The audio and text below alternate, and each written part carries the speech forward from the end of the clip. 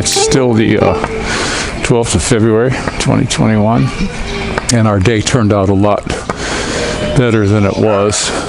It was a little depressing this morning. I thought it was going to be one of them rainy days. It was going to be bad, but the sun came out, so I got my trusty stick, and I did as much stretching as I could. I mustered up to get on my feet and stretched. So after that, I walked about 10 of the blocks up and down, and got the back all loosened up a little bit. So I decided to come back and get the camera, do a little bit of more walking. I see down at the end what we call Frog Street down here. They tore the wall out, and I walked it a couple days ago. Well, actually, it was last weekend when they weren't working, and I went all the way over to the park off to the north of us, and then I took it south all the way around our development, all the way to the end where there's a gate and there's a spillway. So they got something planned. I think they're going to put houses in there, but we'll walk over there and I'll show you what's going on. It's getting pretty nice here. We won't see what's going on. I'll have to ask the neighbors, but my wife didn't even know this was going on because she doesn't like to walk. I wish she would walk with me, that's for sure. But the boys were with me a little bit, but they got their we bought them a tablet, and I talked my wife in and get them school stuff, numbers and things like that. So they've got their it's a little magnetic pad that they can write on, and Moon was copying his numbers, what they sing. It's pretty cool. I'm really glad to see him taken to school like that, because he's a smart kid and I want him to stay that way. So, but here's where they're working on this. I'm going to turn the camera here in a minute. Don't mind me, I'm still kind of hopping along a little bit today, but the numbness in my leg, it's pretty much gone now. I needed to stretch. I was stretching for over an hour. So, but here's these fellas here. They chopped this wall out, and we'll just go take a little walk. And they're going all the way down there, and they're clearing it out. I walked that, there were still trees and stuff there, and then I walked all the way over that way to the park. That's a big river down there, but they're clearing it out. I think it might be for houses, not sure, but there's an empty one here.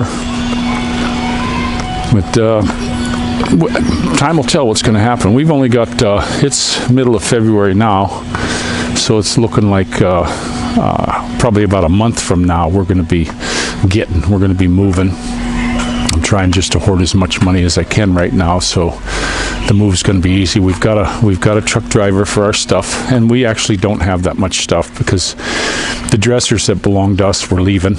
Most of the dishes, we just got fridge. We've got stove, deep freezer. That's the big stuff. And we got boxes and boxes of stuff. And we don't really have anything big because the couch and table and chair is not ours. We're going to buy all that when we get there. I'm thinking of having a custom table. They got this really heavy wood, Naga wood, I think they call it. It's like a mahogany, and they make these tables super thick and super strong. Nice chairs, and there's a lady down there says we can make you whatever you want. So I'm thinking if I can get a dining room table that's custom for the house, with a bench seat on the one side and maybe 3 chairs for the other, maybe 4 just to make it match. And then I'd like them to make a matching coffee table with the same type of legs. And then we're still talking about the couch we want. We got the general design down we want, and we did see one last year that we both fell in love with, but we haven't seen it again. We went back to that furniture store and it's gone. Because if they had it, I notice in this country when people have something for sale, you better grab it or you may not see it again. And that couch, I liked it because it was up off the floor a good bit, and I could have had the legs raised up a little bit more. And I was hoping to get these roller plastic containers that we could roll underneath it for storage of stuff, blankets, extra clothes, winter clothes, stuff like that, because the house is small, so we're going to need all the storage we can get. And that's what we're looking for there. But But I wanted to show you that down at the end of the block. I am feeling a ton better. I always feel better when I get in the sun. It's like I'm like a big solar panel. You know, it just recharges me anytime I get in the sun. Another thing that just rocks my boat is whenever I can get on a motorbike and ride. That's one of my things that's a major recharge for me.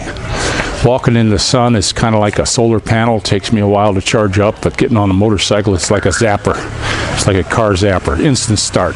I just feel great when I'm riding. So, but we're still debating how we're going to do the bike yet, what we're going to do. I know I need to get one before we get down there because there's going to be a lot of little store trips. Faye was going to see if her mom was going to come with us for the first month because we're going to be doing a lot of running around, looking, and I don't want to do it in the car. If we got a bike, and I like that Yamaha YXT. I don't think it's a YXT. XTZ. Who knows? They got all these different nomenclatures for them, but it's the cheap one. It's like $49 right now. 49,000, so it's around $1,000 US, and it's a nice bike. It'd be brand new. This one was different than my Honda. It actually takes an oil filter. So I saw a video on that where they were changing the oil filter on it, which is, to me, that's cool. That's a good idea. The Honda just had a screen in it, and when the oil was sucked up, all the dirt and gook, the big stuff, stayed underneath the screen, and when you drained the oil, it cleared out, but there was no oil filter on it. So cheap for maintenance, but I kind of like the idea of an oil filter, that's for sure. But I'm thinking might grab that one pretty soon. They have a bunch of them down here at our local shop. It's a pretty popular bike. I'm seeing most of the new tricycles that are being built are all those ones. But the way it works here, I either have to get it as a tricycle right away and then get a tricycle on it soon, which I don't know, or I have to register it as a bike, and then a year from now, then I have to change the registration to tricycle, which is probably the way I'm going to go. I'd like to get the dirt bike, but I don't want to have it where it can't be secured real good. You know, we want to put up some iron railings. I'm still debating on getting the welder and you know, welding up my own fence and stuff.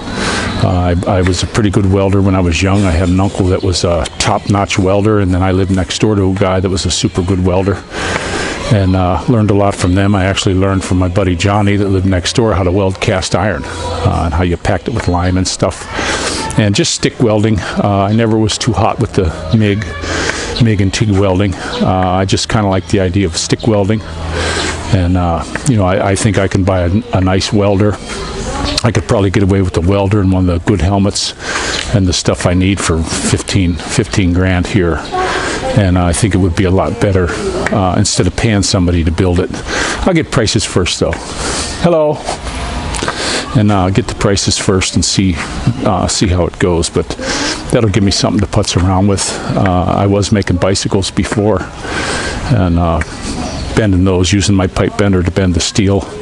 And had a really nice mill drill where I was and a hole saws to cut it so I could butt weld it, and then I made little pieces that went over the top for extra support that slid over it, and they worked out really well.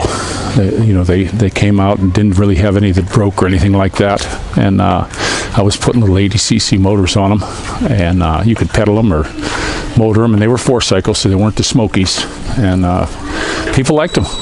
They were going pretty good. I was getting between $500 and $800 for them, and as quick as I made them, I sold them out there in California. They liked them, mostly beach cruiser types and stuff like that. You know, and when I bent the metal and made these big sweeping things, and you know, made them look like choppers, and I bent my own handlebars and everything, people just loved them. They went crazy over them. I even made one with ape hangers on it for this Chicano dude that lived close by. He drew me a picture of what he wanted, and I said, yeah, I can make that. And I went ahead and bed everything up, and before I took it in for powder coating and all that stuff, I showed it to him, and he was just flipping. He just flipped. And that one went out the door for a couple bucks over $800. And we put him the motor we got for him, actually, he supplied the motor. It was a lift fan motor. It was this little 3-speed, I think it was 100cc. There's old Barky over there, stinking dog. Hate that dog. But he supplied that motor, and it was a 3-speed. And that thing cooked. We put big Beach Bomber tires on it. I got the rims from a used place, and we put heavy-duty tires on it. And just the back had a suspension, a little bit of suspension, and the front was like a Springer type that we made a suspension on. That's why it was so much without the motor, because it was a lot of work to get that done.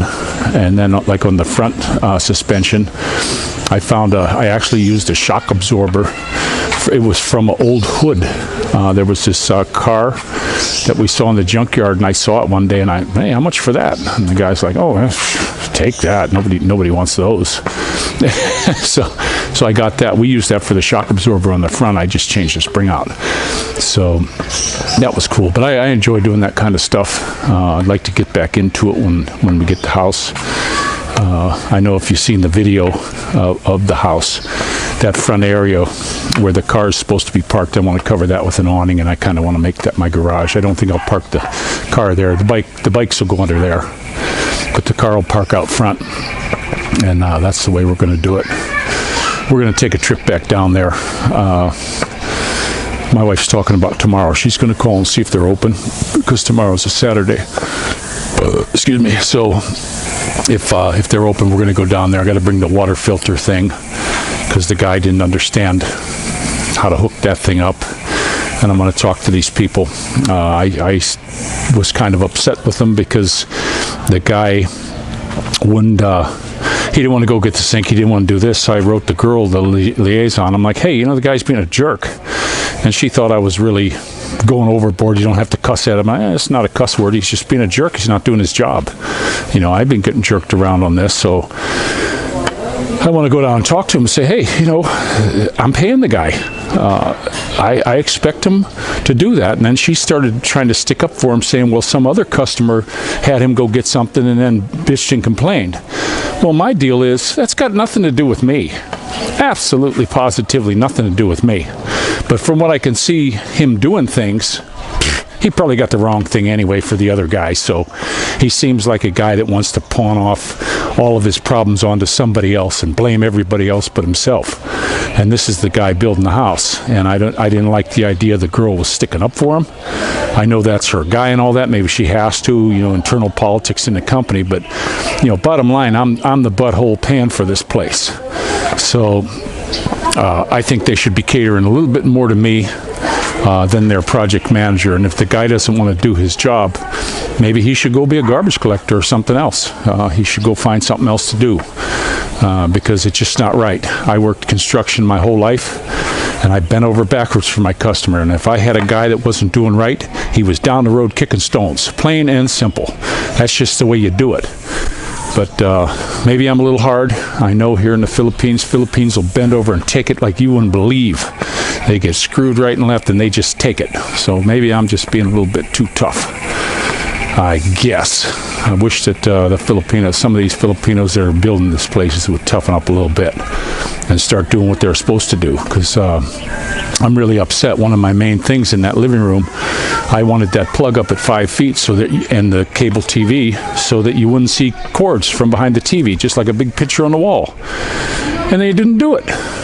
And then my washing machine that goes in the back, same thing. I got to run an extension cord around the corner for that, because they didn't put it there.